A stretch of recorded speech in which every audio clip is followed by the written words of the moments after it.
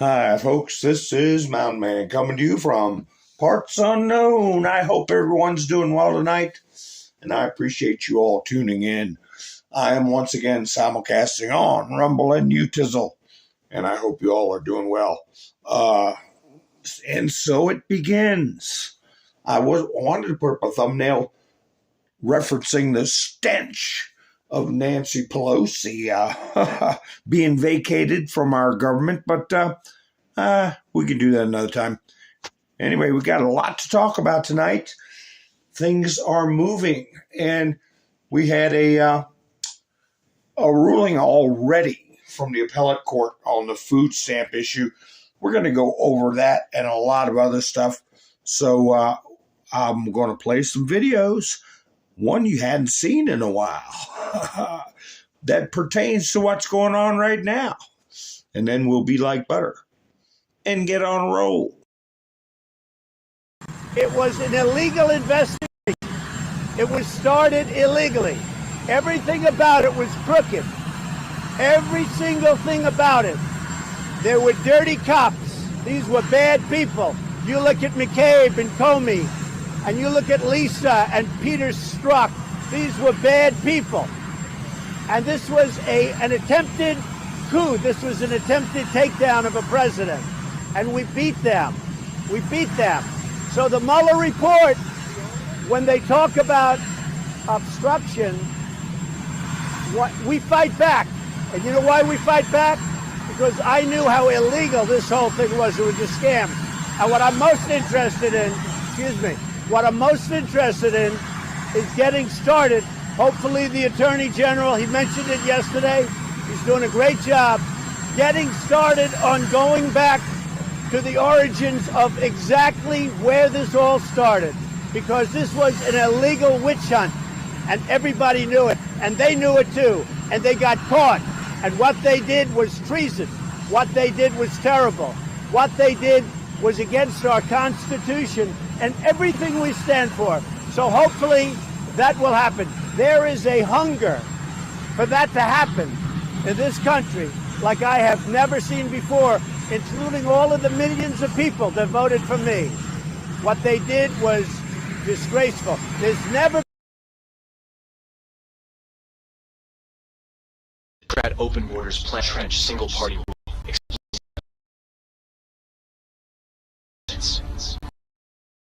One, sea and air from all over the world, enough to eclipse the populations of 36 individual U.S. states so far.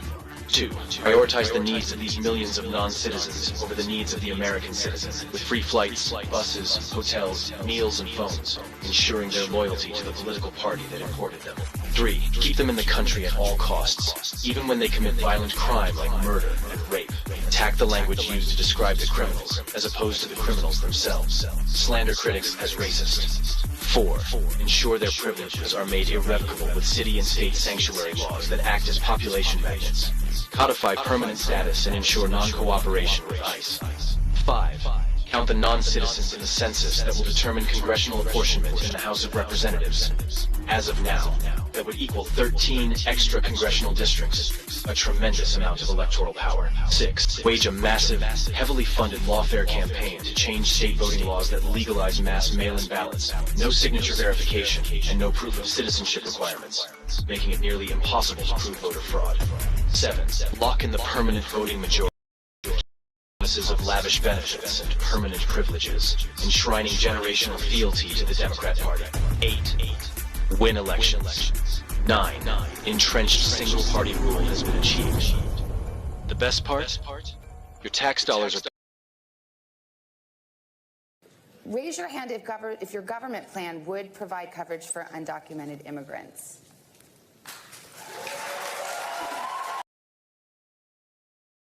storm zone. Yes, sir. I'm going with. And they have unsuccessfully tried to take down the wrong person. He's absolutely going to come back with full vengeance the next time around. Now think about what 4 years of a retribution presidency might look like. Our Constitution really does give the president tremendous power to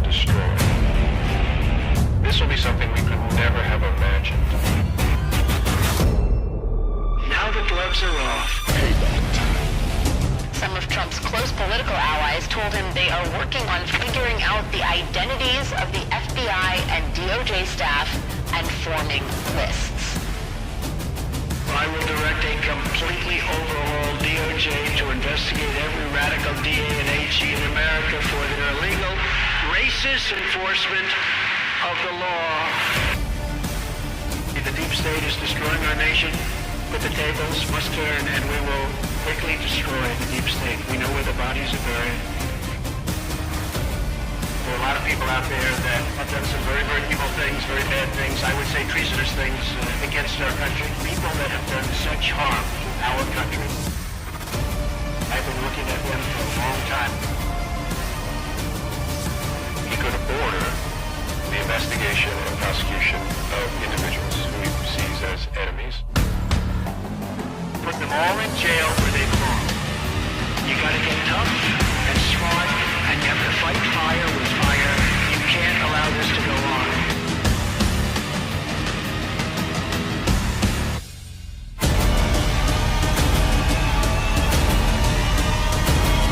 And I will be the one to clean it up. I am your retribution. We will take care of it. We will. All right, folks, thank you for joining me tonight. I really appreciate it. That video I showed of Donald Trump was during his first term, okay?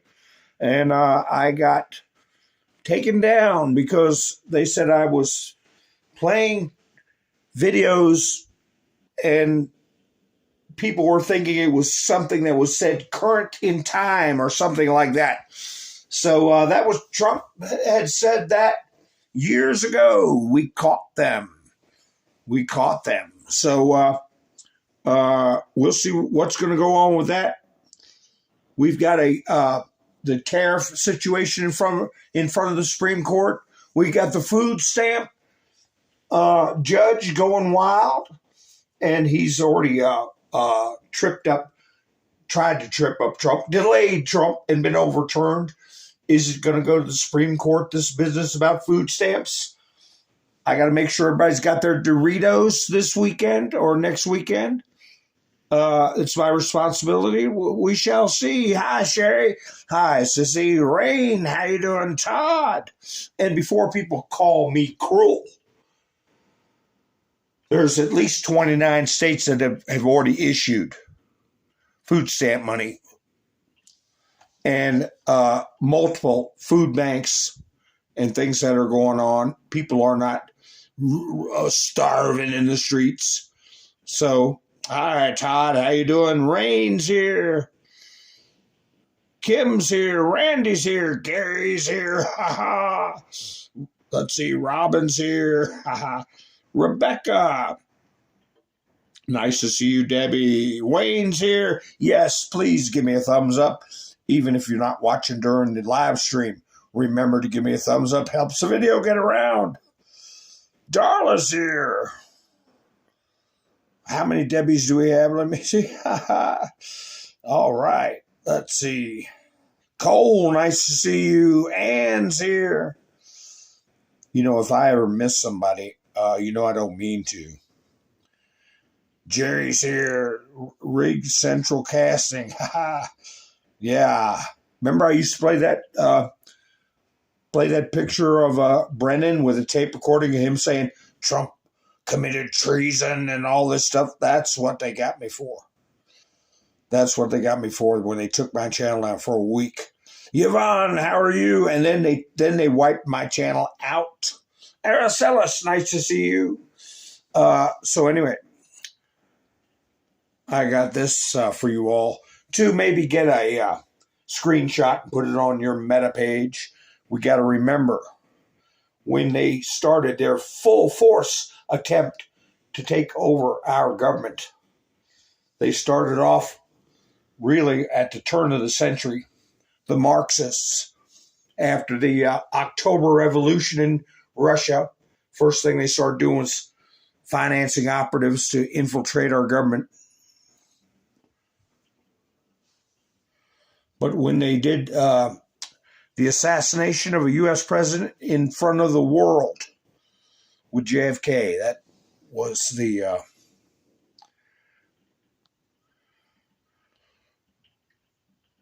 was the for many of us, the epiphany, but not for the rest of the world or the country.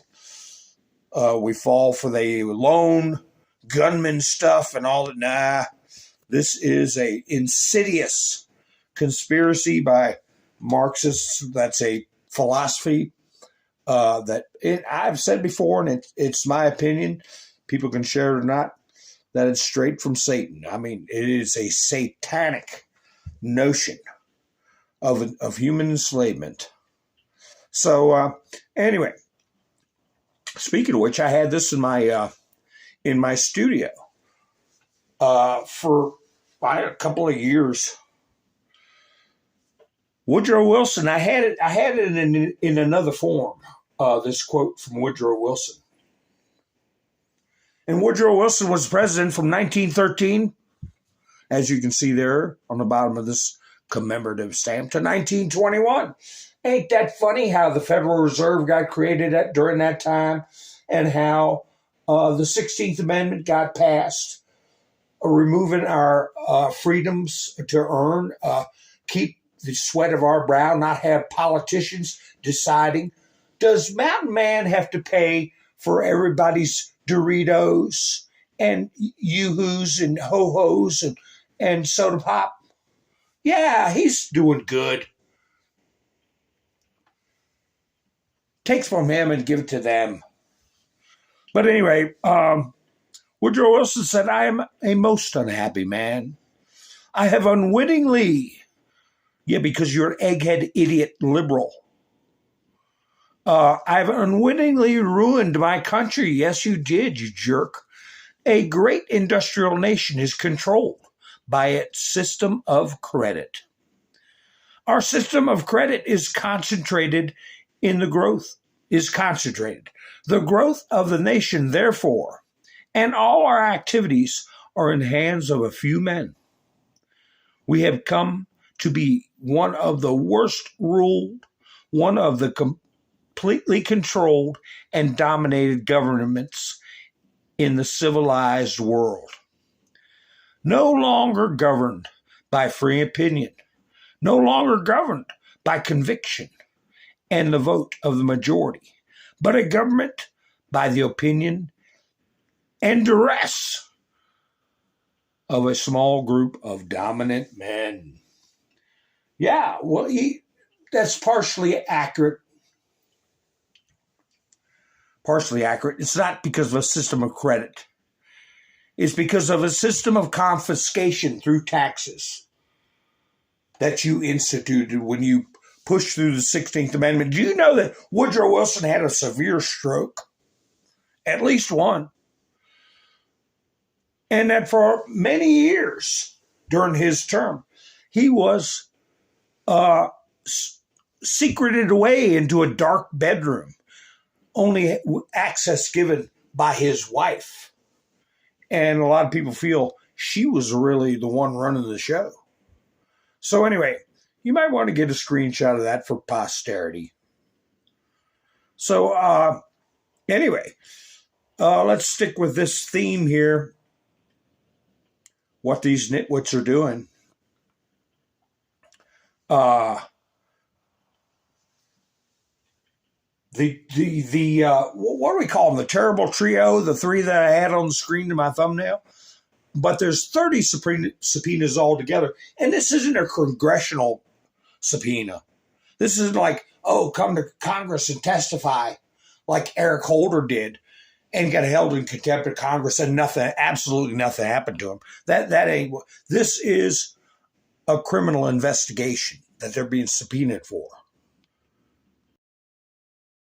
Tonight, just in the past few minutes, Fox News Digital is now reporting a federal grand jury has subpoenaed former CIA Director John Brennan, former FBI officials Peter Strzok and Lisa Page, as well as others. It is part of the Justice Department's investigation into the origins of the Trump-Russia probe. Sources say the trio were served with federal subpoenas today. Law enforcement sources also say up to 30 subpoenas will be issued in the coming days related to this investigation. We'll follow that. Tonight, two New Jersey teen Charges in Yeah, we'll follow it, all right. We'll follow it. A grand jury. Do you think that's the only grand jury that's been called for this situation? I've got a video I had from yesterday of Mike Davis. How many times have I played him? He's the one, isn't he the one that said, Letitia, I'll put your fat ass in jail. You keep screwing around. But anyway, here he is talking with Steve Bannon. Who I would argue help participate in this criminal conspiracy. Amen. Amen. Then they have nothing to worry about with any investigation of this. Why are they scared of accountability here if they've done nothing wrong or if it's a ludicrous legal theory? I think they know what they did was the biggest scandal in American history when they made up the Russian collusion hoax. They lied to the FISA court. They illegally spied on presidential candidate Donald Trump. They spied on President Donald Trump when they failed to use the Russian collusion hoax to stop him from winning in 2016. They tried to destroy his presidency. They impeached him twice. They rigged and stole the election in 2020. They chased him out of office. And then when he was about to reveal Crossfire Hurricane as part of a civil lawsuit in the Southern District of Florida, a civil lawsuit from which Magistrate Judge Bruce Reinhardt had recused because of his 2017 Facebook post trashing Trump, then Jay Bratz and the Biden Justice Department went to that same magistrate judge 6 weeks later and did the Mar-a-Lago raid to get back these Crossfire Hurricane records, and it led to the lawfare. They know what they did was the biggest scandal in American history. They know that they're going to be held accountable for that, and I think they're starting to panic. And I think Andrew Weissman should lawyer up because he may not be the smartest guy to be out there talking about this case when he could be the target of the grand jury. He was comms director for this whole thing. His hands in all of this. Okay, as are executives and producers at MSNBC, lawyer up. Why is the Brennan thing today, the subpoena? Why is this such a big deal, sir? Well, let me just say this before we go to Brennan. Let's just talk about Nicole Wallace. I actually worked with her in the Bush 43 White House, and she might be the dumbest ever interacted with in politics. I mean, she's like stop picking on my Nicole. I love Nicole Wallace. The spokesperson for the resistance for the next 4 years because she has an IQ of about 75, and she's the perfect person. They can get Andrew Weissman up there with Nicole Wallace and make them the face defending this lawfare. Well, Weissman's different. Weissman's. She's a bad guy. She's just an innocent victim. She didn't know what she was doing when she was selling the Iraq War, right? As weapons of mass destruction. Well, they're giving Nicole Wallace. Mike, so watch out. They're rolling hard. Giving Nicole Wallace a little cover there, an excuse by saying she is stupid, but that's intimation that the media is going to be complicit in this. And what other name did he mention? What other name did he mention? Did you all catch it? How many times have I said his name? That he's sweating bullets. Hi, Rude Dog. How you doing? Tammy, nice to see you. Rain, nice to see you. Let's see. Yes, we've known for quite some time what's going on, but there are people who don't know, and I wonder how many people tune in. And I talk about things that go over their head. Because my audience is sophisticated in these matters. They've kept up with it over the years. But anyway, anybody could guess who they were talking about that I have mentioned many times? KNS, how you doing? Mr. Kibbler, how are you? Jerry, nice to see you. Aha, Jerry got it. Weissman, Mr. Sweaty Man. Todd got it. Yeah, Mr. Sweaty Man. And I did a video where Mr. Sweaty Man and another character were both being interviewed. And I did a video, and they're on my thumbnail. I should have got a copy of that thumbnail, put it up so y'all could watch it. And it said, it's getting hot in here, because they were both sweating. And that same guy is the one who argued in front of the Supreme Court yesterday about Trump not being able to impose tariffs. I forget his name, but he's the one who did oral arguments in front of the Supreme Court. And I've been a little disheartened about that, because two entities, I'll say, have come out and said that Trump was going to lose the tariff argument. Whoa.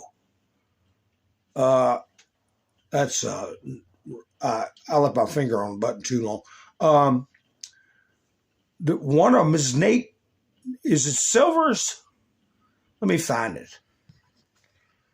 I don't put a whole lot of credence into what he's got to say, but he feels that Trump is not going to prevail on the tariffs, and that may be rather despondent. I think this is it, right? No, that's not it. Daggone it. That's where a BBC reporter got suspended for rolling her eyes because someone used the term birthing person. Let me see if this is it. Yeah, here it is. Here it is. How many of you all know this guy, Nate Silver? I put a lot of faith in him.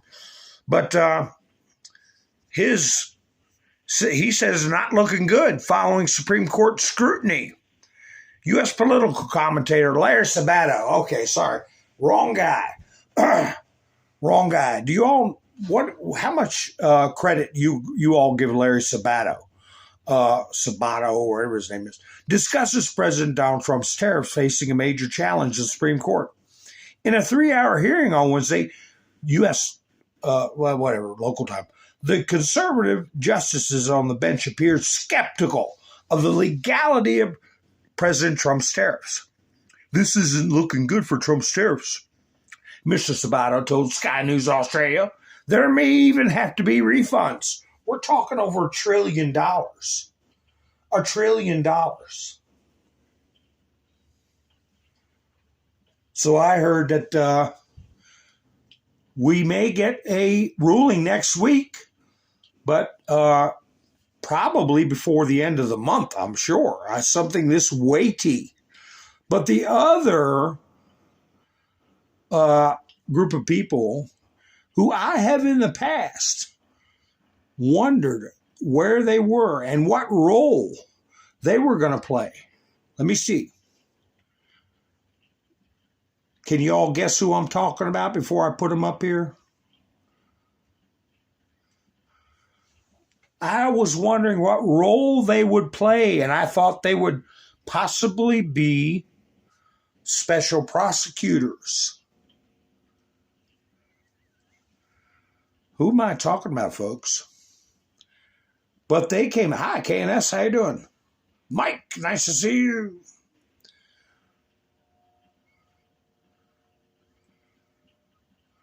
And here they are.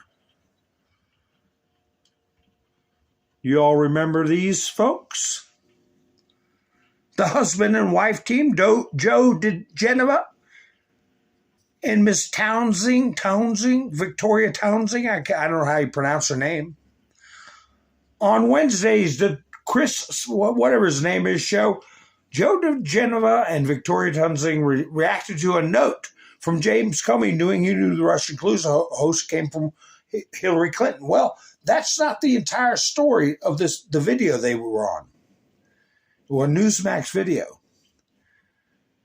They said tariff case hinges on a 1977 Emergency Economic Powers Act, and that they thought Trump would lose 6-3 or 7-2 on the tariff issue. And that makes me very upset because I agree with Trump that we need to have the president be able to handle foreign policy and foreign relations through tariffs. But Trump, let me see if this is it. He came out and said, he didn't say Plan B. I think he said Plan 2. Let me play. I think this is the right one. I think he said Plan 2. So he's got something else up his sleeve. I think Trump is going to win the tariff issue. It might be 5-4, but I think he's going to win. I think Sabato is wrong. I think Joe DeGenova and Victoria Townsend are wrong. I'm got my fingers crossed. Did. I think it would be devastating for our country, but I also think that we'll have to develop a Game 2 plan. We'll see what happens. Most people tell me we did very well legally. So maybe I'm reading too much into it, but he is planning on something else. Because what are the president's choices going to be in foreign policy? He can only do a total embargo, or he can just threaten to bomb them. I mean, what do they? Oh, no, you can't do that because of the War Powers Act. What do they want the president to be? Just a ceremonial person?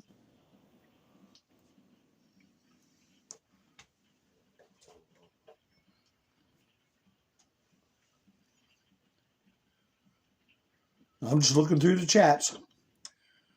And, you know, we may be watching a show. What does a show need? It needs drama. Oh, and you can't get much more drama than this right here.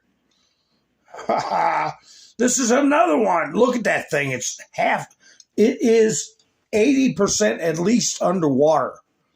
And what happened to it?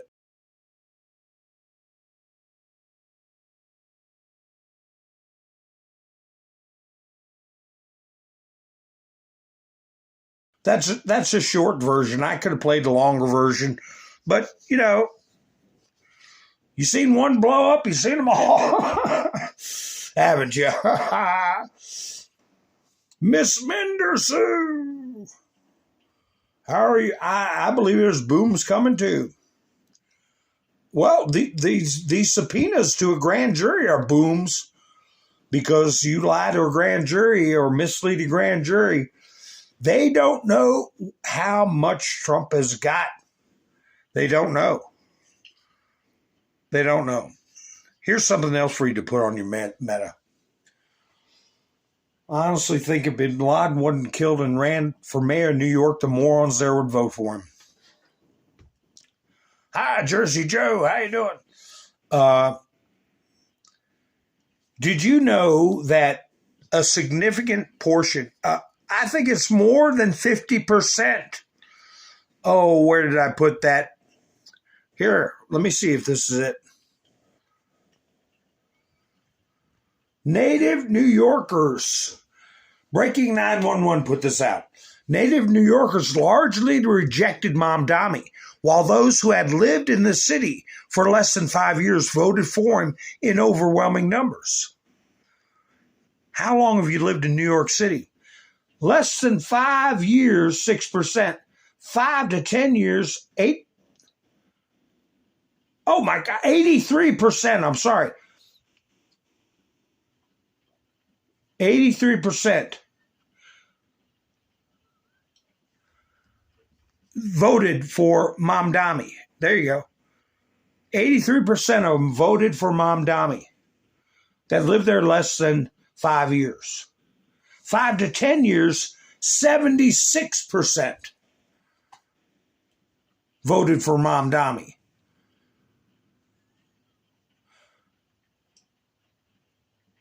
only 47% were born in New York City. And so that means 53% are not native New Yorkers. We're not native born.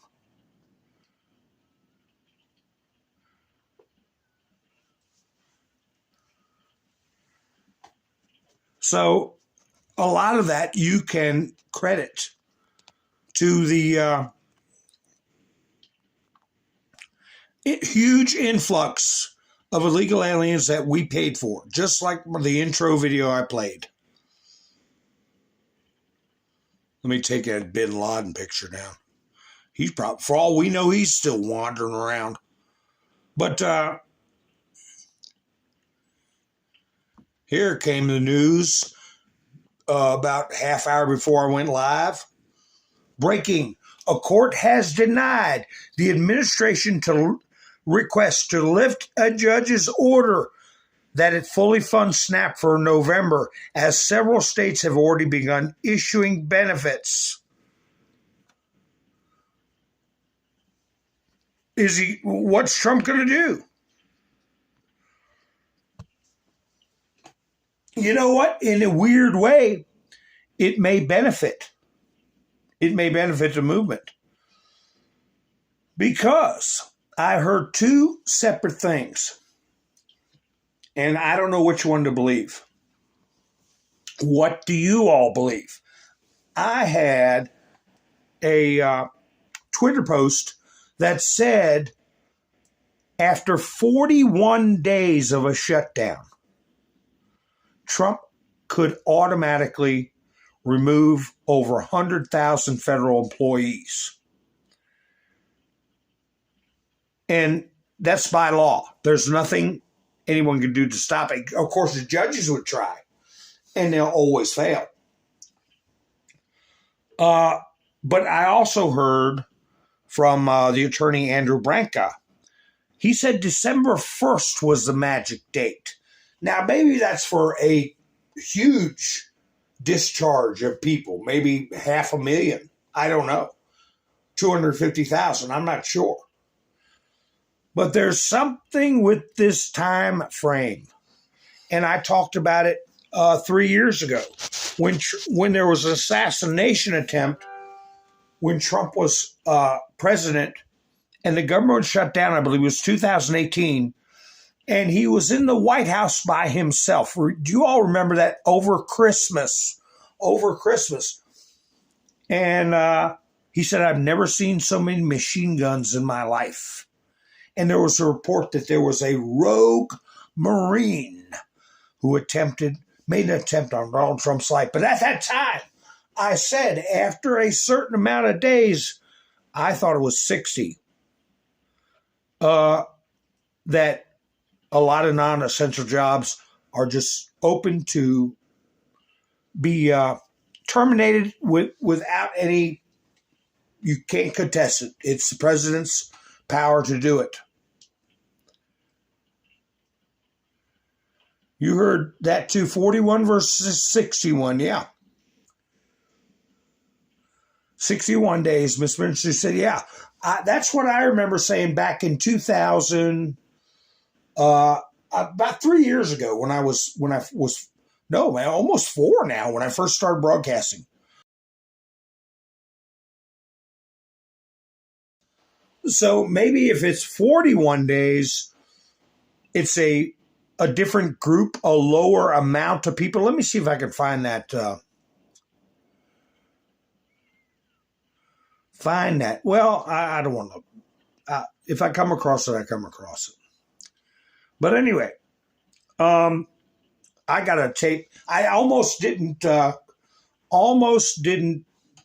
upload this video to play it.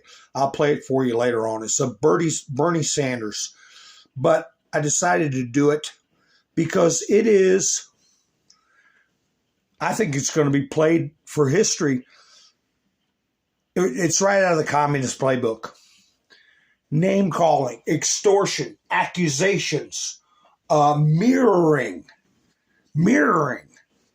And like Trump said, 14 times.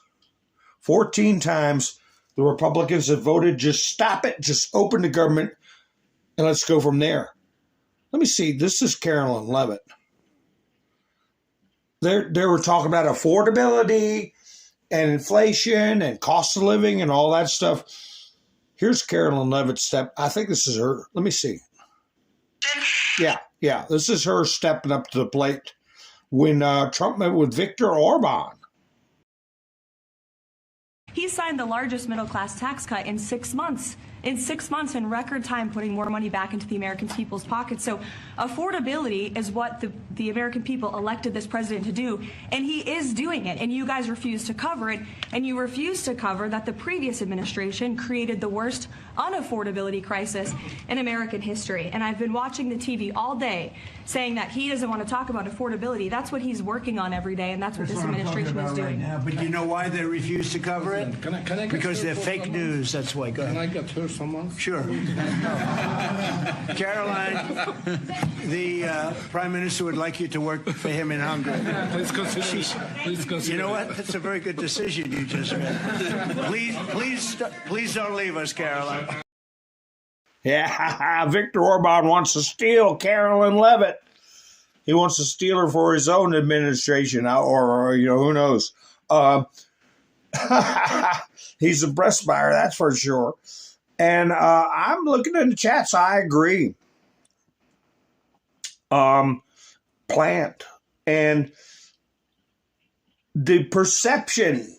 Optics are important, folks, right? Optics are important. So if Trump is like, oh, I want to open the government, and he has these judges stopping him, oh, darn it, you guys got me to the point where I just got to cut back all these jobs. And we'll see how that goes. Here's another. Now, how many of y'all have seen these memes flying around? Because of a one interview. So you don't want to give illegals health care? And here she is. Just giving him that look. So memes have been flying about this situation. If you want to copy that and put it on your meta. All because of this. Let me see if I got a clip of it. The interview. Here it is. Where they tried to paint her out as a racist. And this is that Sweeney girl. I'm disappointed in her because she wore a see-through dress. Well, most opaque, I'll say opaque dress. I think it's trashy to do that. But maybe she's a psyop to save some of these kids from, just natural instinct. When they see a pretty girl, they realize, oh, that's what I'm supposed to like. Not a furry costume, not a cartoon on the screen or another guy, okay? But anyway, listen to the condescending way she's talking to her, and she handles it real smooth. The criticism of the content, which was basically that maybe specifically in this political climate, like white people shouldn't joke about genetic superiority. Like that was kind of like the criticism, broadly speaking. And since you are talking about this, I just wanted to give you an opportunity to talk about that specifically. I think that when I have an issue that I want to speak about, people will hear. Yeah. Don't put words in her mouth. When I'm ready to say something, you'll know it.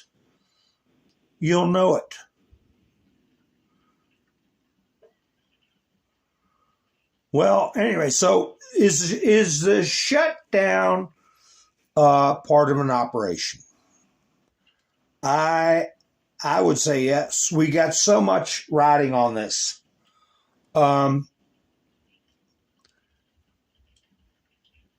What about ending the filibuster?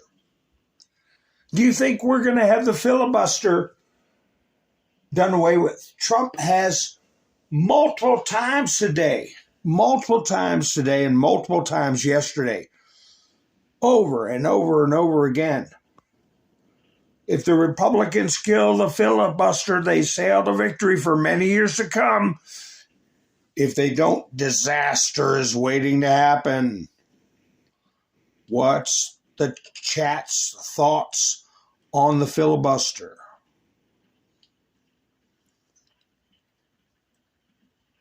Let me see this one.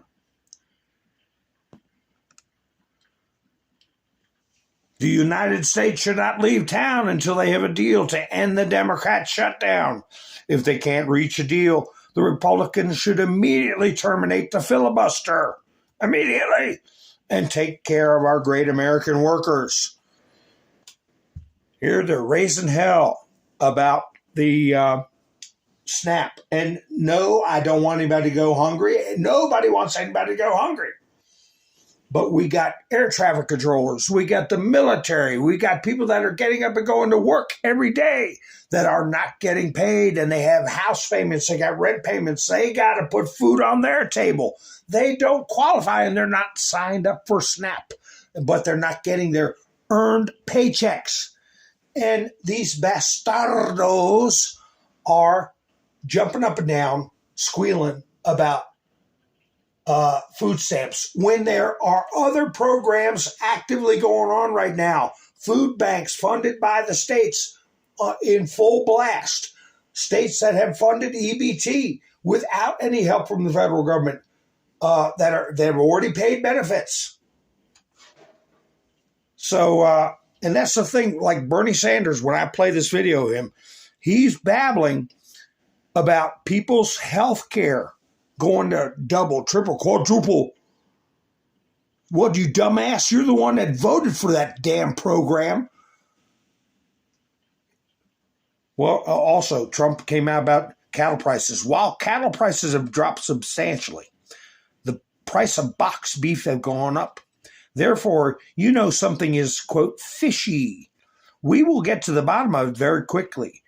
If there is criminality, those people responsible will pay a steep price. So he had another post about cattle price, beef prices, antitrust, okay, and also I believe price fixing, which is against the law. So Bernie, let me. I got to get my stomach ready for him. I want to play this first before I play Bernie Sanders. This guy, everything he says is exactly 1,000% on point. And Bernie should be made to sit in a chair and listen to this guy on a loop. On a loop. You can get a plumber to your house in the middle of the night within an hour. But if you go to the ER, you could wait 6 hours. Why? The federal government never tried to make plumbing affordable and accessible. You can buy an 85-inch television for $1,000, but a dialysis machine costs $30,000. Why? The federal government never tried to make televisions affordable and accessible. You can get LASIK surgery done for $1,500 because it's not covered by Medicare or Medicaid, because it's elective. But if you get a major surgery, it could cost you $100,000. Why? The federal government never tried to make LASIK affordable and accessible. Socialism is killing every industry it touches. Exactly right. People have the mentality, well, the government's paying for it, so they charge an arm and a leg. People go to the emergency room for a headache. Overwhelm an overpriced system. Let's see if I get in trouble over this. This is a doctor, okay, named Sherry Tenpenny. I really wish that some of the lefties, the TDS people, would calm down and listen to this woman and people like her, how serious this stuff is. and sweep away their hatred and start thinking about humanity, because that's what this is about. Woodrow Wilson was saying 100 years ago that there is a group of people, concentrated people, that are controlling this country. And we've heard some extremely wealthy people for decades saying that our population needs to be reduced, that humanity is a blight on Earth, and they want to do something about it. Now, how do we have a worldwide coordinated system to inject people? Okay? Why? The turbo cancers, we never even had that. We never even had that term in any of healthcare prior to COVID. And the reason they call it a turbo cancer is from the time you're diagnosed till the time you die can be a matter of months, weeks, or sometimes days.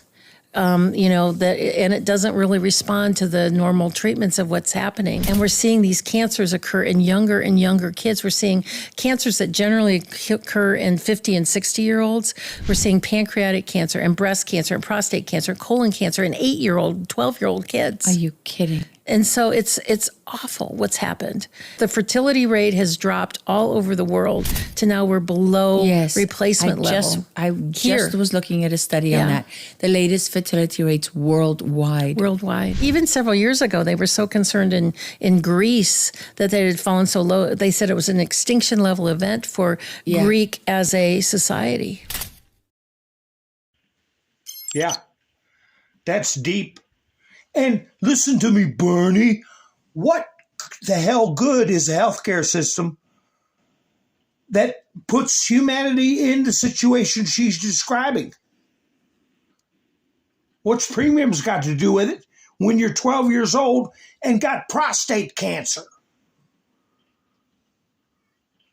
There's one idiot. Let me see if I can find it. Here he is. I didn't copy the video. It's only 14 seconds. Democrat Senator Peter Welch admits Obamacare failed. We did fail to bring down the cost of health care. Peter Welch, egghead liberal.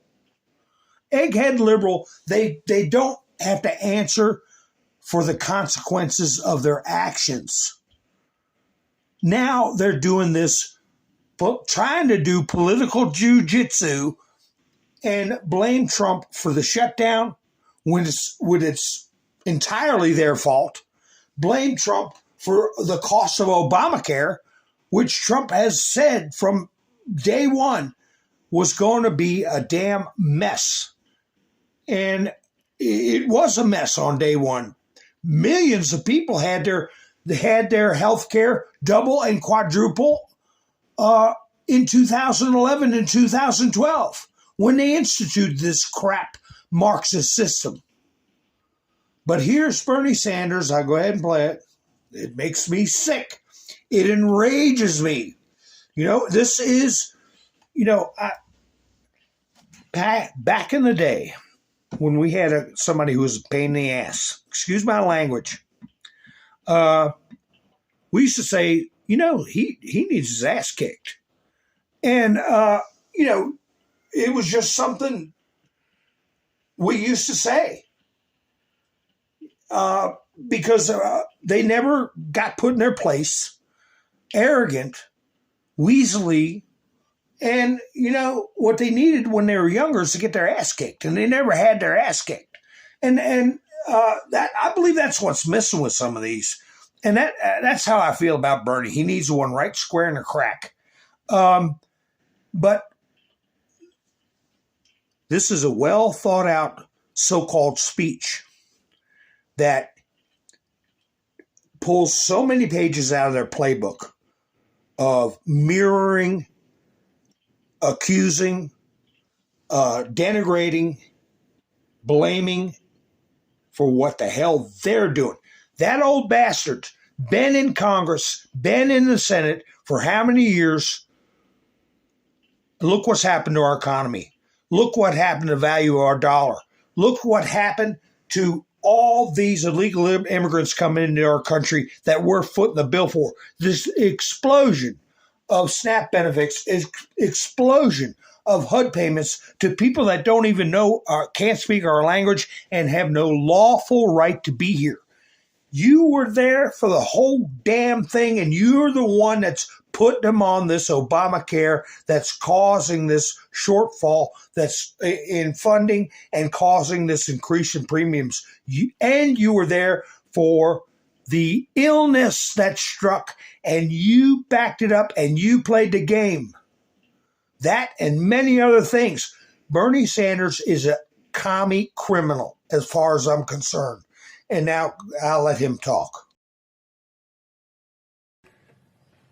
Mr. President. Senator from Vermont. Thank you. Mr. President, we are now in the 38th day of a government shutdown. That means that federal employees all over this country who have to feed their families are not getting paychecks. It means that air traffic controllers are forced to work crazy hours, and we worry about the safety of our flights right now. We worry about Capitol Police officers right here in D.C. having a hard time feeding their families. These are hard-working people who are doing important work. They deserve respect. They deserve to be paid. This shutdown must end as quickly as possible. And on top of the fact that we have hundreds of thousands of workers not getting paid, we now have a president who, for the first time in the history of this country, is willing to allow our kids, low-income, working-class children, to go hungry in order to try to make a political point, a point, by the way, that the American people are seeing through. Mr. President, the cause of this shutdown is not complicated. For the first time in ever, the majority party in the Senate, which needs 60 votes to pass a budget, is refusing to negotiate. It is their way or the highway, take it or leave it. We got the majority, we're not talking to you, despite the fact that they only have 53 votes. And to make this situation even more absurd, and to show the American people the contempt in which the Republicans hold for negotiations and democracy, you got a Speaker of the House who has now given his members a 6-week paid vacation. Country is in the midst of a major crisis. Republican members of the House are nowhere to be seen. They're on a paid. And if that doesn't... That's because the House isn't needed to open the government. It's a Senate vote, you moron. And I want to ask the chats to think about this. The filibuster is a Senate rule. It's nowhere in the Constitution. They made the crap up. You have to have 60 votes. The number of Senate representatives we have is defined in the Constitution. The Constitution provides, except for impeachments and a few other things, a majority to pass bills. Are they violating my rights by requiring a semi-supermajority? Where does it say that in the Constitution for passing a budget? Nowhere. Nowhere. So you're the ones holding us hostage. We got the majority of votes. The government should be open. Okay? And I think that they're violating the Constitution by creating a greater requirement to pass laws than prescribed by Congress. So put that in your pipe and smoke it, Bernie. And what do you all think? You all think I'm right? But let's listen to his name-calling, accusations, cheap shots that I think have been tailored. Somebody helped him write this. Somebody with a PSYOP background. Doesn't tell you everything you need to know about whether Republicans are willing to negotiate, I don't know what will.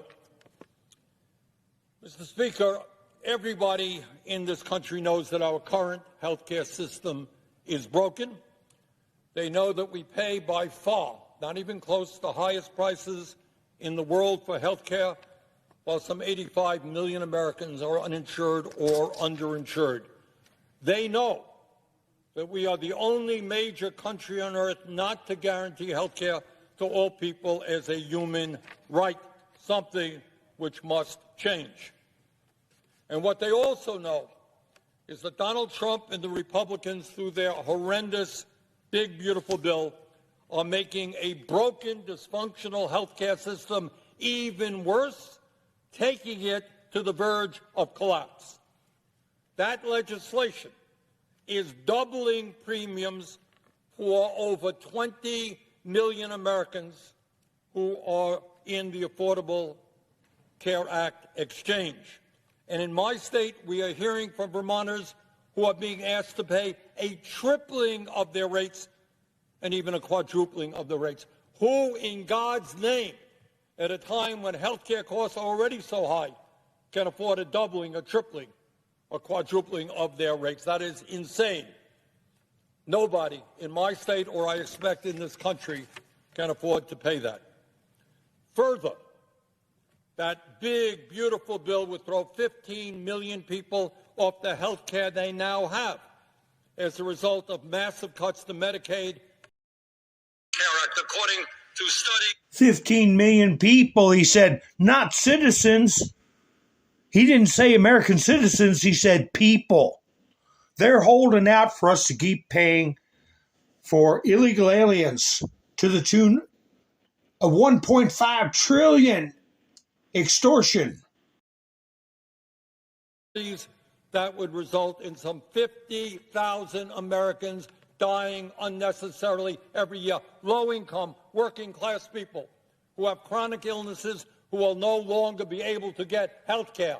That is what we are being discussed. Anybody think it's a good idea to allow 50,000 of our fellow Americans to die unnecessarily each year?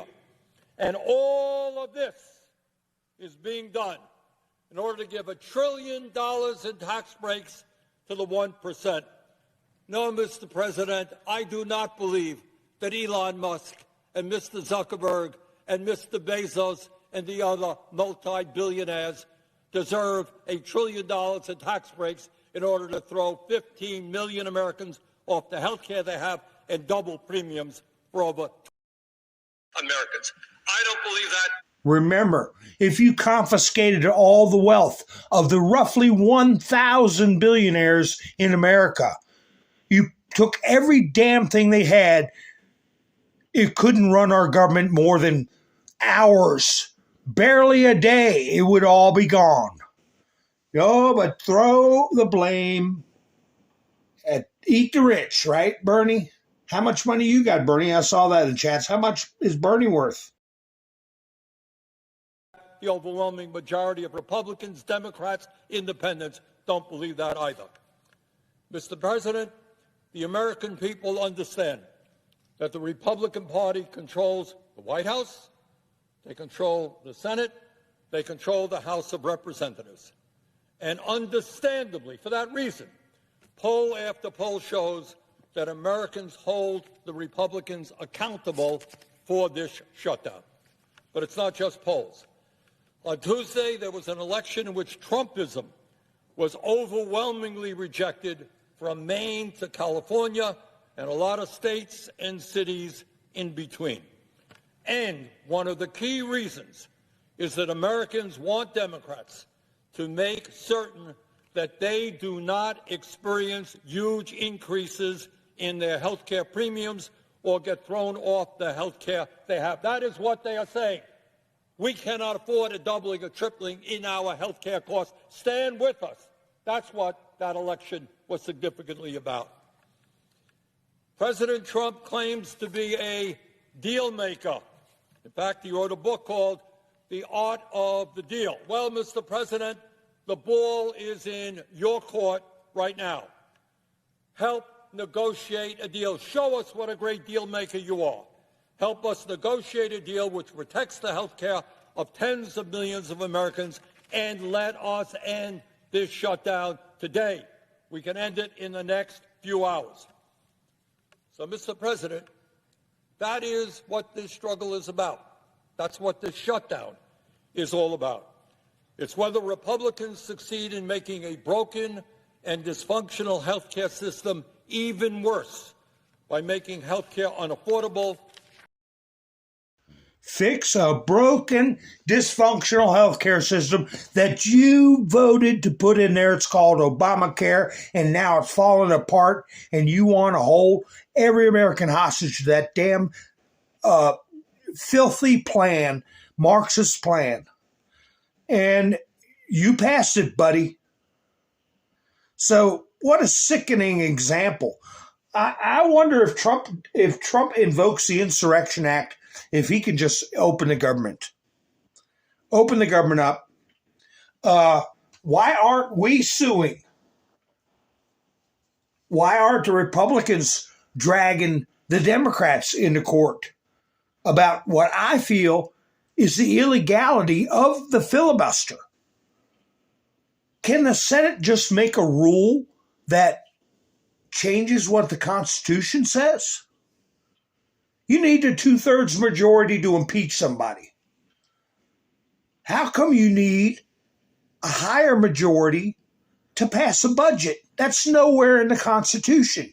That's disenfranchising the Republicans that voted for change. And they don't want change. They want to go back to the status quo. As a matter of fact, they want to make it even worse with the influx of illegal aliens here. Here's where they're refusing to hand over who's on the rolls, who's on your food stamp rolls, who's on your housing rolls, who's Medicaid rolls. Day one of USDA, February 13th, is we sent letters to every governor in America being very clear that no illegal aliens can use SNAP. 0, 0, 0. We asked every state for the first time in history, and this was in February, to send us their data and let us, with DOJ and a war room, actually start going through this data to better understand how this explosion of SNAP benefits happened under Joe Biden. We increased almost 40% on this program in just a couple of years under the Biden administration. Of course, we know they were trying to buy the election, but that's a conversation for another time. And since we have asked for that data, 29 states have complied. Of course, almost all the red states, a couple of couple blue states too. But in that data, and I haven't talked about this yet publicly, in that data we've studied about $100 billion in spend. We have found thousands and thousands of illegal use of the EBT card. We have been moving people off of SNAP. We've got almost 700,000 people, I think, we've moved off just since the president took office. We've arrested about 118 people. So this has been ongoing. But, Rachel, to your point, what this conversation has allowed is a national spotlight on a broken and corrupt program. We found one guy in 6 different states getting a benefit. We found about 5,000 people that are dead who are still getting benefits. Like, it is time to drastically reform this program so that we can make sure that those who are truly needy, truly vulnerable, are getting what they need, and the rest of the corruption goes away and we can serve the American taxpayer. Well, it's going to have to be forced. It's going to have to be forced for them to turn over that information as to what they're paying out. And let me tell you about these stolen Social Security numbers, where they're sending benefits to people that are supposedly dead. Well, the person that owned that name and Social Security number is dead. Somebody else is using it. And guess what else they're getting? Besides food stamps, Social Security, housing, they're getting ballots. Okay? Ballots. So it's a fraudulent construct. The Democrat Party is a fraudulent construct right now. I saw oligarchy in the chat, so I put this up for you. That's something where you take a screenshot of, put on your Meta page.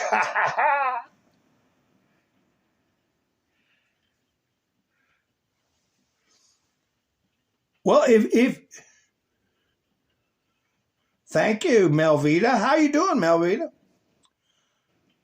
Yeah, even if you're someone in need and a recipient, you should be down with removing the fraud because there'd be more funds available to help people that really need it, right? That's the way, I would look at it. If I was getting, like that one fellow I was telling y'all about, didn't have a lot, and was had strokes, and was getting like $26 a month for food stamps. A month. That's less than $1 a day. And, he could have gotten more if there wasn't millions and millions and millions of people that shouldn't be on there getting it. So,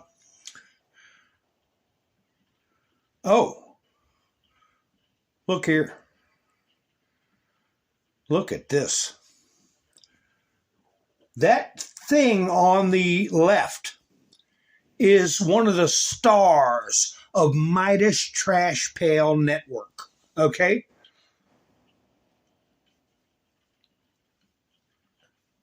And you know who the one on the right is? Eric Holder. What was the name of that operation? Was it Fast and Furious, where they were sending guns into Mexico and trying to blame American gun dealers, trying to frame American gun dealers? He got held in contempt of Congress. He should have been like Steve Bannon and had the cuffs put on him. He put out emails to people. He's saying he was so afraid, he was sick to his stomach because he thought something was going to happen for the stuff that had been exposed, what they did. So now he's crawled out of his hole and teamed up with Midas Trash Network. Let's hear what the former Attorney General, Barack Obama's wingman, has got to say. No, the point that you make there is an extremely important one. The courts have generally held. If you look at what's happening at the district court level, at the Court of Appeals level, doesn't matter who the president was who appointed the judge. The judges have ruled, I think, courageously and correctly. It's only when you get to the Supreme Court that you see these problems start to arise, and it's the use of this overuse of the shadow docket. By taking these cases and deciding them without hearing. Shadow docket. Yeah. So he's attacking the Supreme Court, and he wants to pack the Supreme Court. We need some more Ketanji Brown Jacksons. Trump won the case about putting your correct gender on your passport. And the three that voted against it was Elena Kagan, Sonia Sotomayor, and Ketanji Jackson Brown, or Brown Jackson, whatever her name is. But if you need more than 9 people to figure out your laws, there's a problem with your laws. Okay? 9 is enough. But no, he wants to pack the courts, but he's worried about a shadow docket. He's worried about what's going on.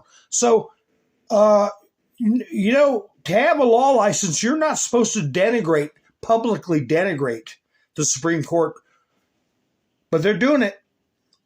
And I think that's going to play into a lot of these attorneys are going to lose their licenses. And they should, for the things they've done, the tactics they've used, the twisting of the law, okay, and take it farther. These people that swore an oath to the Constitution to gain entry into this country and to get citizenship is called being a naturalized citizen. And as soon as they become a naturalized citizen, they start wanting to tear down the Constitution. Let's look at Zohran Mamdani as an example. These people need to have their citizenship stripped, and they need to be removed. especially if they committed fraud to get in here, like Ilhan Omar, and misled immigration officials as to their intent when they came into this country. But anyway, I didn't mean to. Let him keep talking. Hearing any oral argument without any adequate briefing, deciding these really important matters in that way challenges the legitimacy of the court and does an untold amount of damage to the legal fabric of this nation. I think, the reality is, and it pains me to say this, I think the Supreme Court is a broken institution. And it's something that has to be, I think, a part of the national conversation in 26 and in 28. What are we going to do about the Supreme Court? And I think that we have to think about, again, talking about the acquisition and the use of power. If there is a Democratic trifecta in 2028, and I think the possibility of that is pretty good, Supreme Court reform is something that has to be considered. Term limits, I think, at a minimum, potentially expanding the court is something I think that also should be considered. We cannot leave in place without a discussion, at least, and I think without substantive reforms being put in place, this Supreme Court as it is presently constituted. So they're going to turn the Supreme Court into a legislative body, a different kind of function. And what are you trying to do?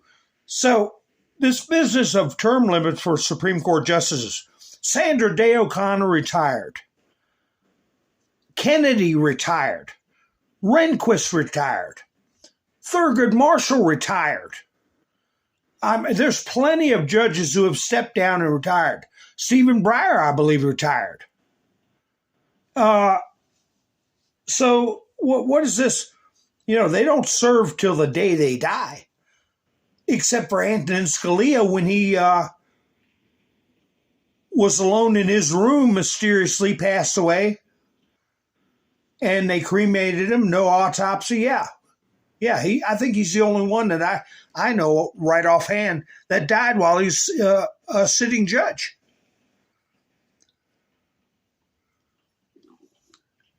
Let me go through these real quick. What is this?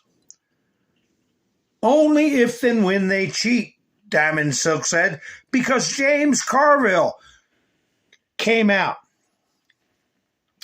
Lizardhead, his own wife calls him. James Carville would bet money that the Dems win the presidency in 2028. What's the words there? Pack the Supreme Court. Emboldened by Tuesday's encouraging election results. And that's the other thing. Bernie was acting like there was this communist wave over the whole country when we're in these notoriously blue areas that have been fortified illegally with illegal migrants by the millions. Emboldened by Tuesday's encouraging election results, veteran politician strategist James Carville said he would bet money that Democrats not only win the presidency, what did Holder say? A trifecta. A trifecta. The House, the Senate, the presidency. That's what they're angling for.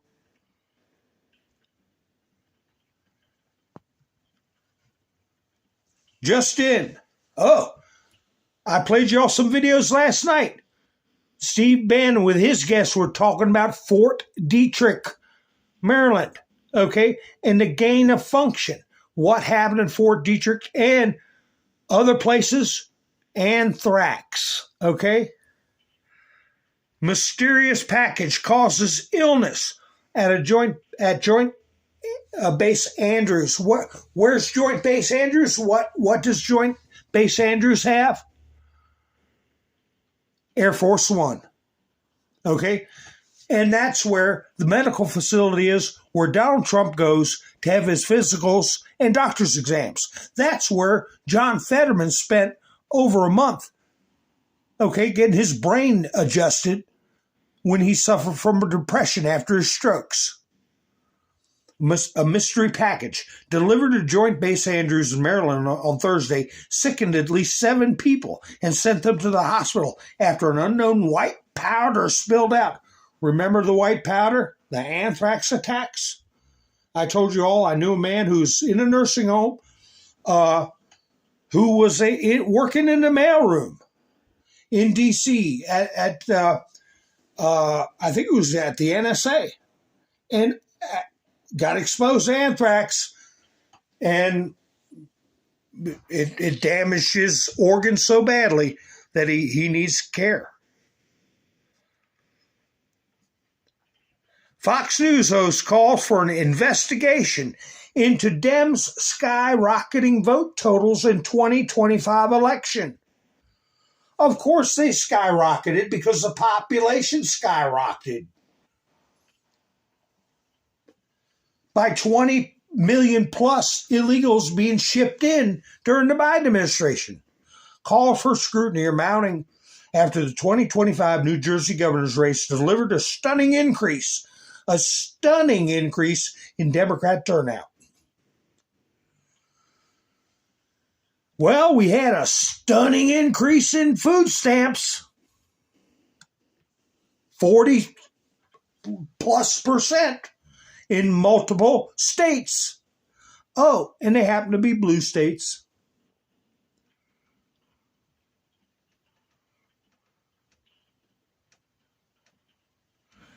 You know, I found this is coming up. This is upcoming. Remember I talked about Patricia Dixon several times over the years, and she passed away of cancer early this year. Remember?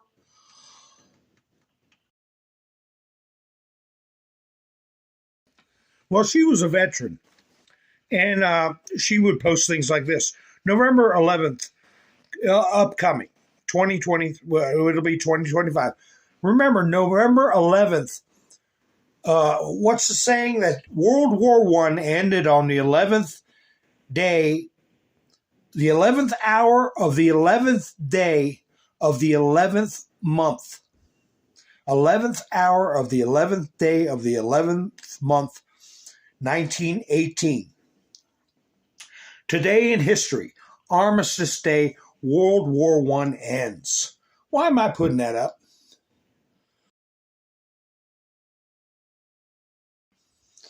Well, we lost over 100,000 men in World War I. American soldiers, doughboys. The 16th Amendment was passed during Woodrow Wilson's term. I just showed you at the beginning of the broadcast that comment he made, and it showed you when he served as president. From 1911, I think it was to 1920. That was a very, very close vote for the 16th Amendment. Do you think those soldiers got to vote? And if 100,000 of them died, how many were uprooted and sent overseas? Oh, they could have voted by mail. You think so? And how can you vote when you're in the ground in France? And people think, well, that wouldn't be a big deal. Oh, it wouldn't. Georgia was lost by Trump by 11,000 votes. The country was a lot smaller back then. There wasn't even women's suffrage passed then. You had a significant portion of the voting population sent off to war, and over 100,000 never came back. When they passed the New Deal with Roosevelt, how many people didn't get to vote? You know, in World War II, we lost over 400,000.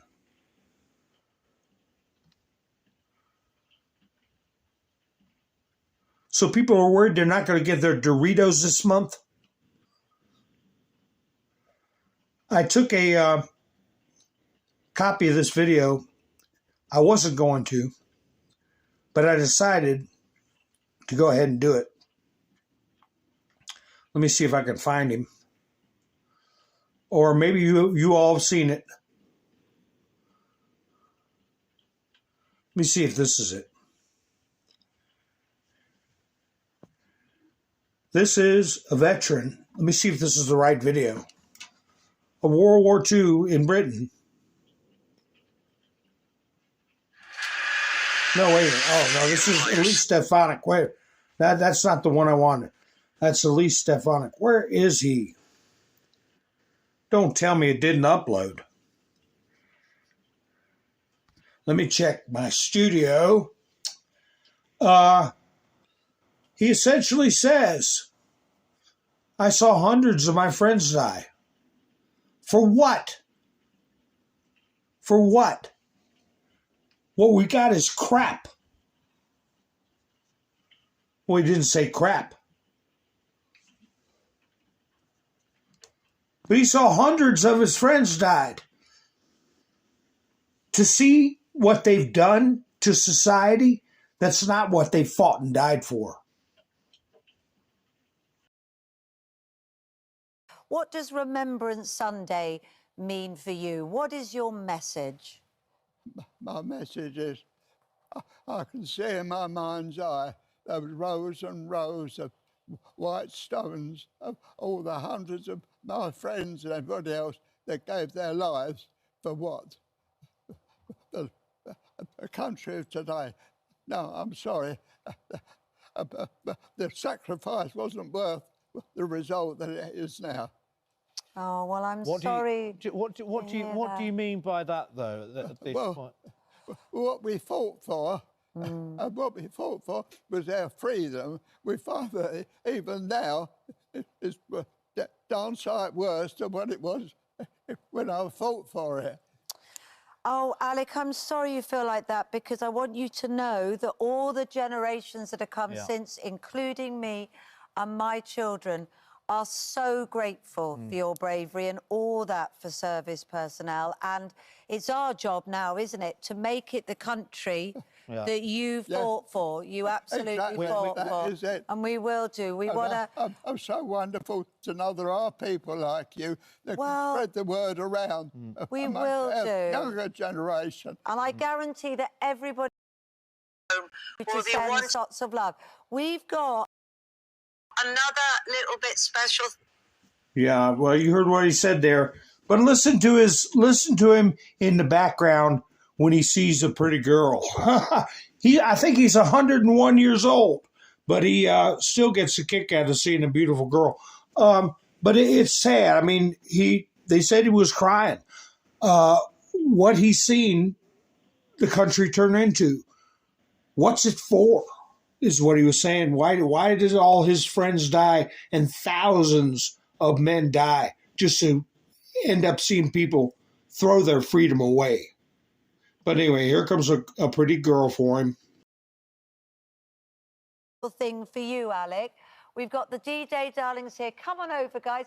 You've got a little special present for him. Ooh. Come and give it if you can, to thank you for all your many brave years of service and others like you. This is our album, Alec, and I know you love a lot of the songs on there. And this is the least we can do. This is such a small thing, but you know we love you so much, Alec. And it's all signed for you there as well. These young ladies are like my own daughter. She reminds him of his daughter.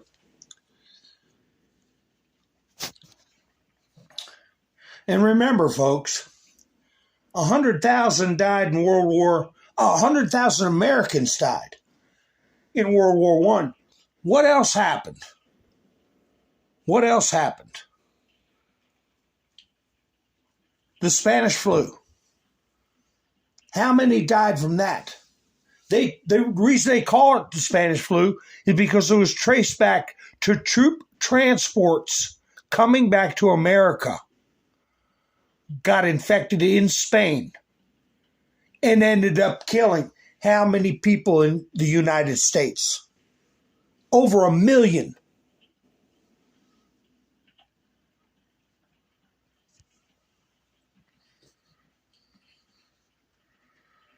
But anyway, I got this in my thumbnail, so I might as well put it up here. Do you all know who this wonderful person is?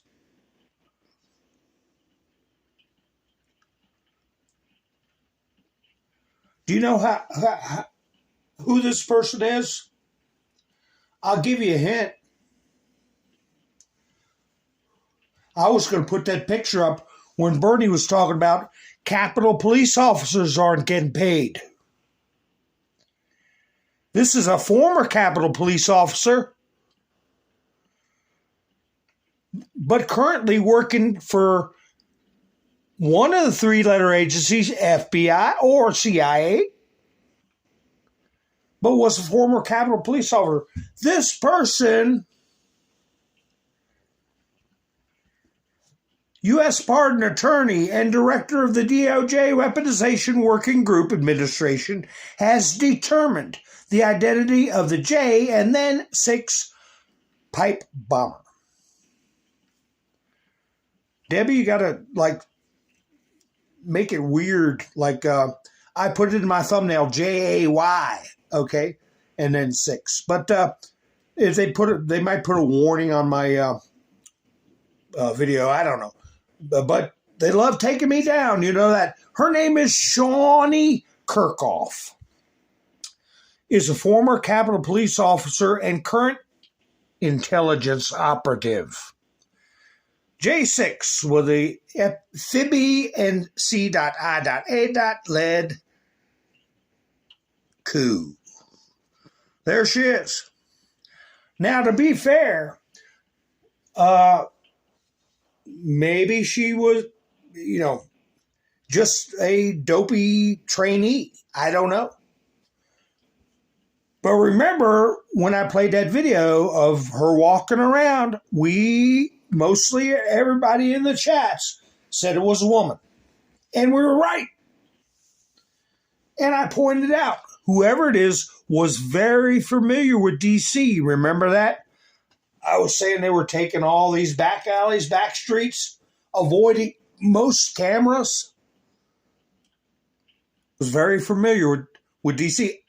Right again, because a former Capitol police officer.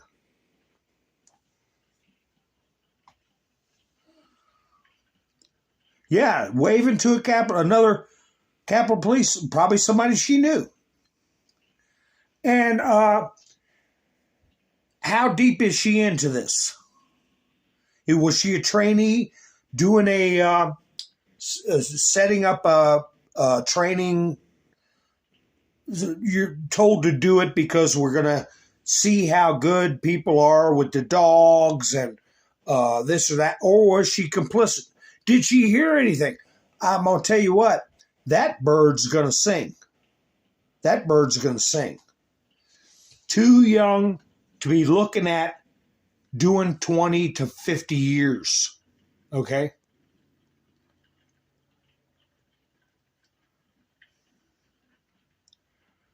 Oh, where is that report? Oh, I must not have got it. Let me get it out of my studio.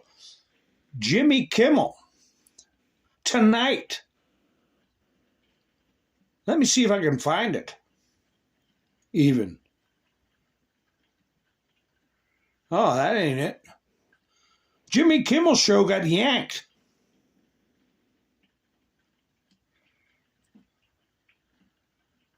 Got yanked tonight with no warning.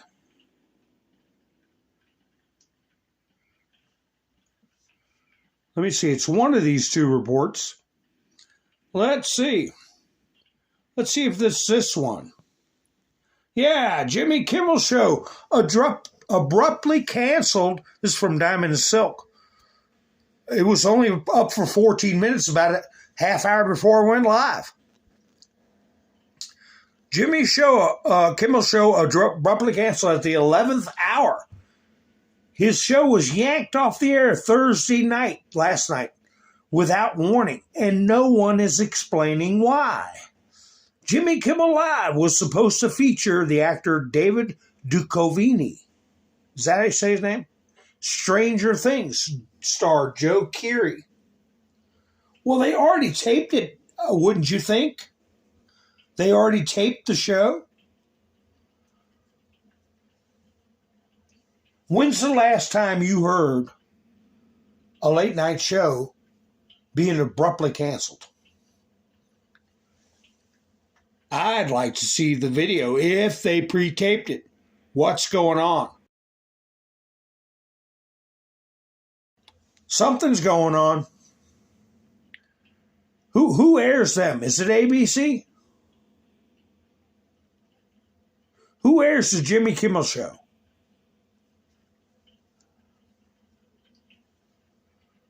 No, it's no great loss, darling. It's true. It's no great loss, but it's big because somebody got their rear end smacked.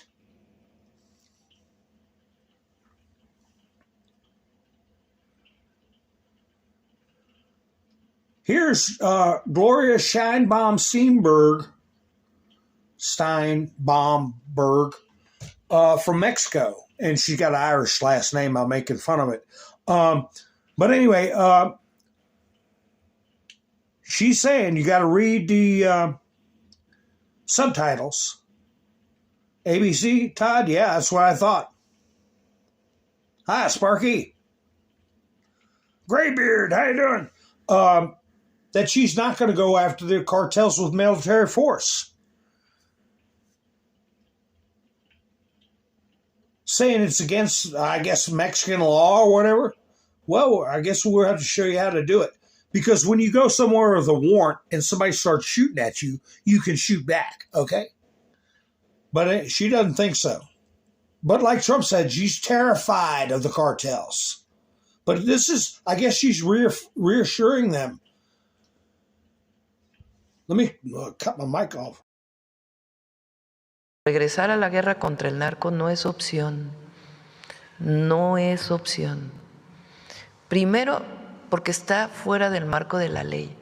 Todos estos de la derecha que se llenan la boca de las palabras Estado de Derecho y defienden la guerra contra el narco.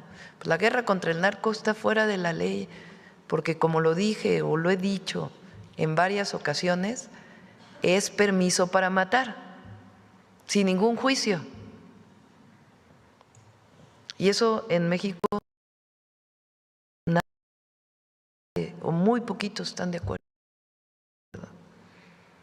Está fuera del marco de la ley. Y segundo, no sirvió de nada más que para aumentar los homicidios en México y el nivel de violencia.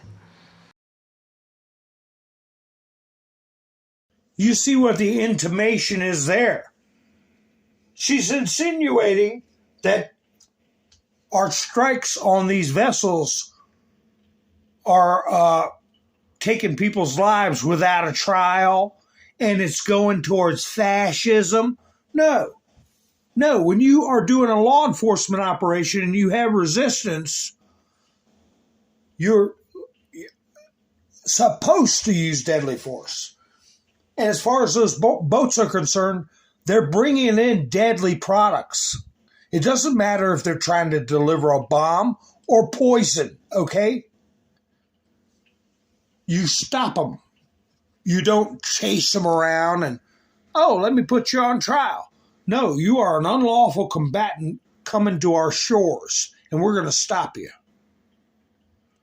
What's this one? Let me see. Dan Scarino.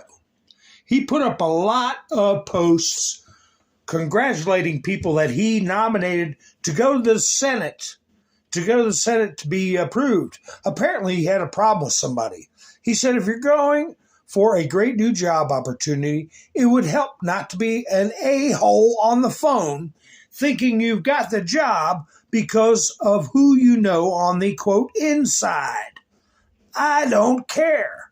Treat people the way you wish to be treated, respectful and kind. No need to be cocky or arrogant. I wonder who he's talking about. But don't forget, Dan Scavino was appointed by Trump to have the say on everybody who's getting a job. Everybody. Here's Jamie Raskin. And what's her name here? What's this woman's name? She did the debates with Jake Crapper. She's trying to act like a journalist. She kind of puts Jamie Raskin in a little trick box. That's weird to see from CNN.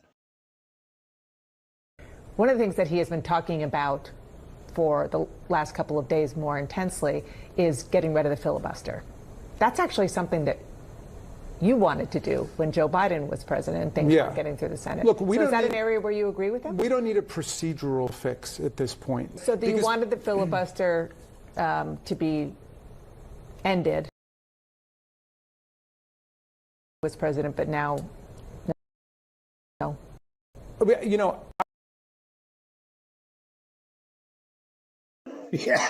Oh, I'm not in the Senate. Oh, yeah, I forget her name. She's not Dana Perino. No, Dana Perino's on Fox. I forget her name. That's the second thing that goes when you get old. Let's see what Donald Trump was saying about some other stuff. Oh, I'll tell you one thing that happened. Remember that person I showed you flipped that table and at Turning Point USA? I thought it was a weird-looking person. Real weird. Well, they got arrested. Breaking, University of Iowa student who flipped over a TPUSA table has been arrested. I showed you that yesterday. It's a guy. What are we going to do with this guy? Inmate information for Calhoun. Justin Pham, 19 years old, is gender dysphoric. Can you believe that? You're not going to get to go into the female prison, Justin. Okay? What's this one? Oh, my God. This is a Clemson student. See him in the back with the red shirt on?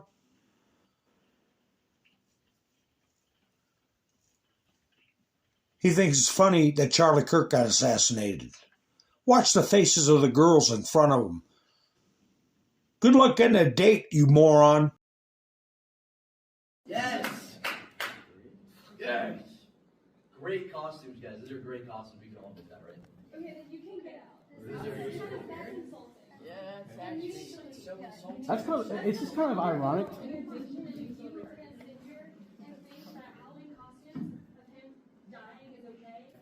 Right. You literally just celebrate someone's dying, dude. What are you talking about? But then you lie. This is payback. So you support murder. So you say this is payback. I mean, oh, he's walking it back. Oh, no. I mean, yes, depending on who it is. Okay. Oh, depending on who it is, they should lose their life just for talking. Remember what I said at the beginning of the broadcast?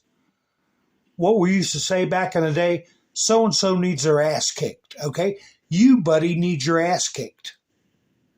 That shouldn't be a problem if it's okay for you to see somebody get assassinated. I'm just talking about kicking your scrawny ass. Okay, that shouldn't be a problem then.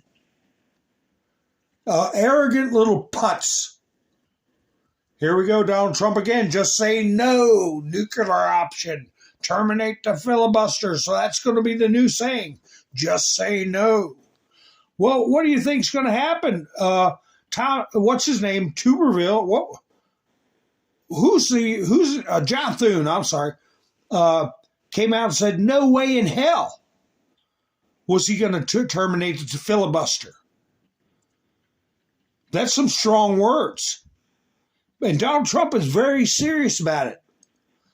But wait a minute, these are Republicans right here. These are the Republican senators. Get a screenshot of that. If you got friends living in another state, let them know. These are the Republican senators that will not vote for a filibuster. 24 of them. How the hell can we defeat the filibuster? Rand Paul has been a huge disappointment. But you got Lisa Murkowski,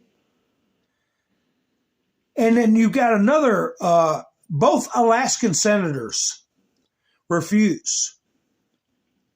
Where's the other one? Shelley Moore Capito, West Virginia. Mitch McConnell, Kentucky. Rand Paul of Kentucky. So you got both senators in Kentucky and both senators in Alaska. John Kennedy. I can't believe it. Chuck Grassley. I just find it hard to believe. I'm so disappointed. Tom Tillis. John Thune, of course. Some of them I never heard of. Joni Ernst.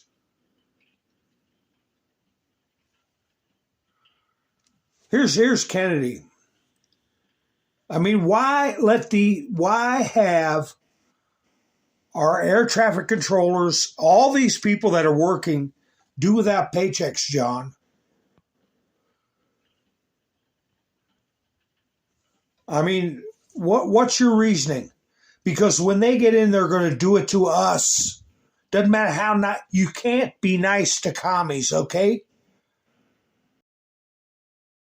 What is your response to Chuck Schumer's proposal here to keep those ACA benefits going for another year, bipartisan committee to work on those, and reopen the government with the clean CR?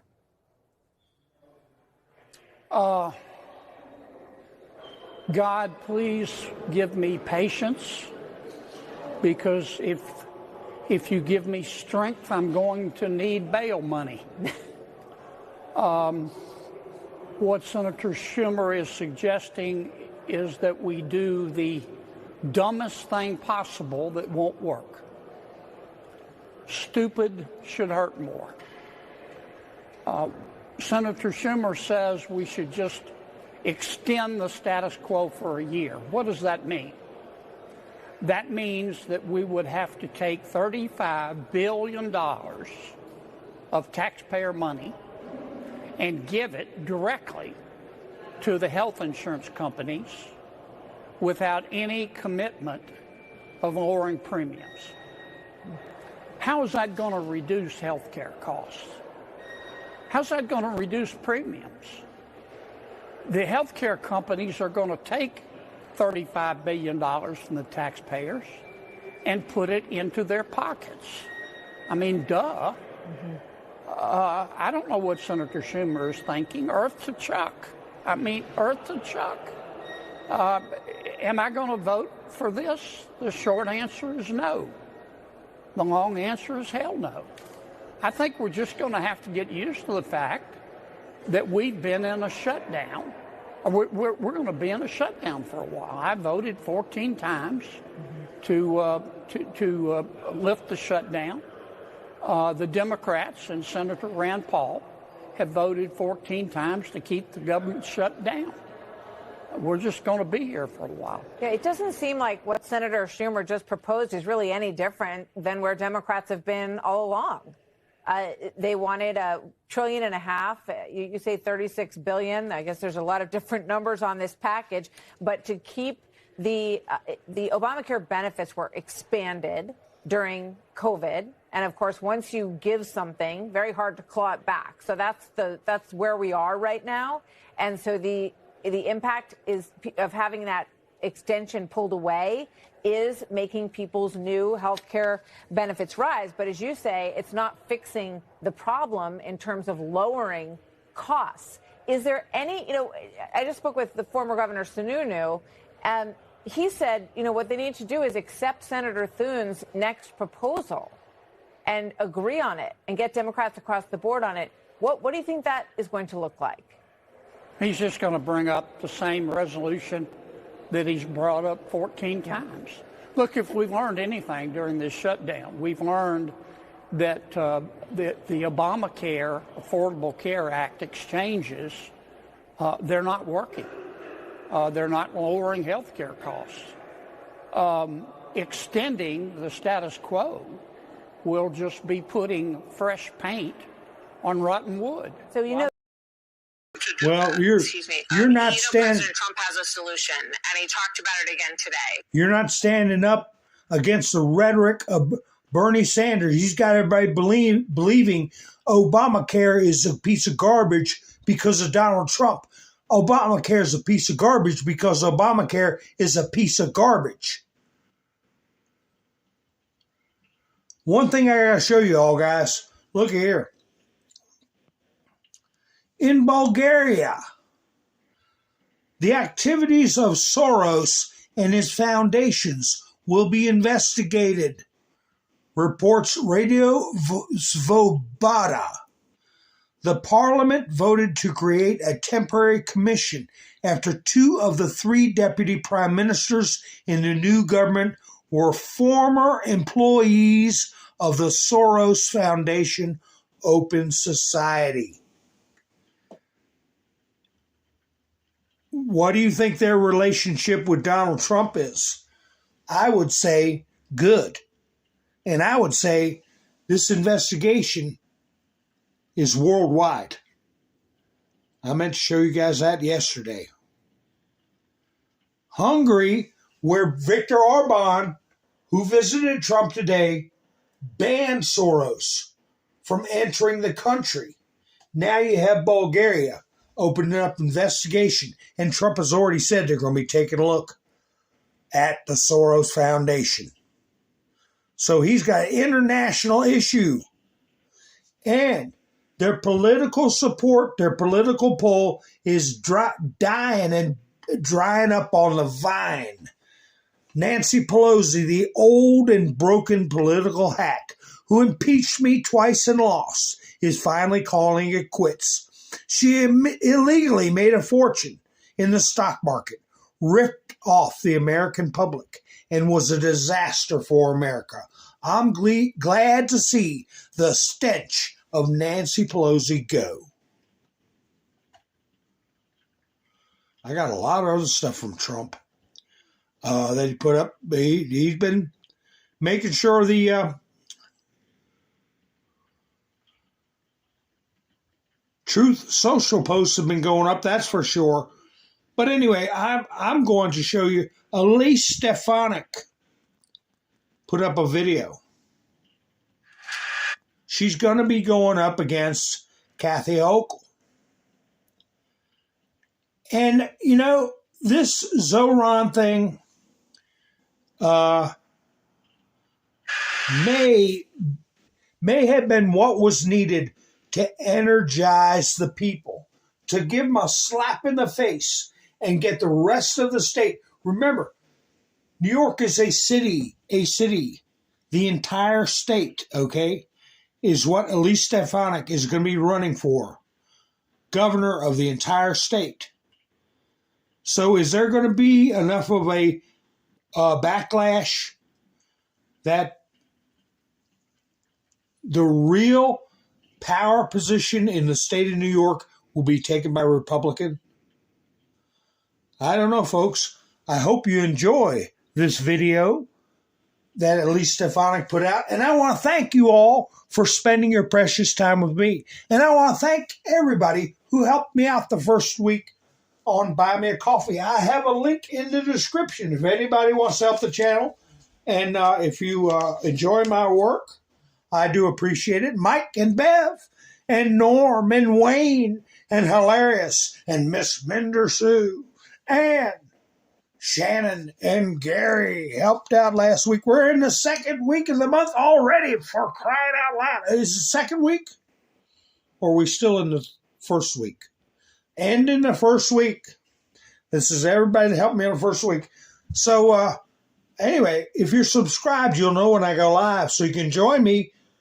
Maybe Monday, we shall see. So enjoy this video. You all have a great night. I'll be seeing you soon. This is Mountain Man, over and out. The Empire State has fallen. People are just going crazy over the amount of taxes here. There's no question, New York is facing an affordability crisis. Escape from New York, the tax base has been fleeing the Empire State. Top leaders in New York City say a wave of migrant crime has washed over the city. Foreign gang members terrorizing innocent New Yorkers. Complete disregard for the law. And Kathy Hochul's failed policies are to blame. Worst governor in America. Worst governor in America.